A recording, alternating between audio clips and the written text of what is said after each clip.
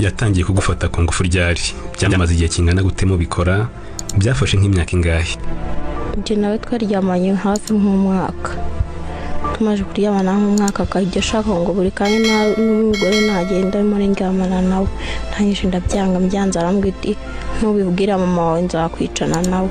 Ntanyije ndamwihorera nanga kubibwira mama wanjye, nanga no kugira undi muntu bibwira kugira ngo natazabura mama wanjye. Noneho ndarangije ndwara ibintu byo gutonyoka ku maguru no mu kanwa. Arangije arambwira ati ujye uzanywaho imiti bizakira. Akaba imiti nyine nkayinywa, namara kuyinywa akambwira ati bizakira, nabona bitari gucyaha amazi ko bidakira, akambwira ati bizakira buretse. Noneho mfata umwanzuro kujya kwa muganga kubibariza umuti wamvura. Ngiye kwa muganga barambwira ati tubwira umuntu mwaryamanye. Ndababwira, bamaze kubabwira baraza baramujyana kwa muganga. Basanze ari iki cyaguteraga gutonyoka? Basanze yaranyanduje sida, nyanduza n'umutezi, antera n'inda. Icyo gihe kwanduza sida wari ufite imyaka ingahe? Nari mfite imyaka 14.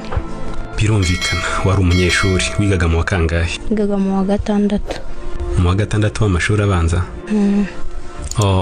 Umaze igihe kingana gute utiga? Maze hafi nk'imyaka 2 ndatajya ku ishuri. Hari umuntu wahita wibaza papa we yaguteye inda, gutera sida, uranabyara.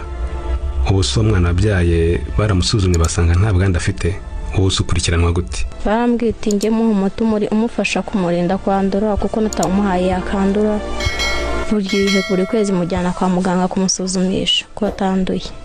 Wowe rero ukoresha iki muri iyi minsi kugira ngo ukomeze kugira ubuzima bwiza? Twabonye ukina n'abandi, ukora n'imirimo y'imbaraga, ubigenza gute?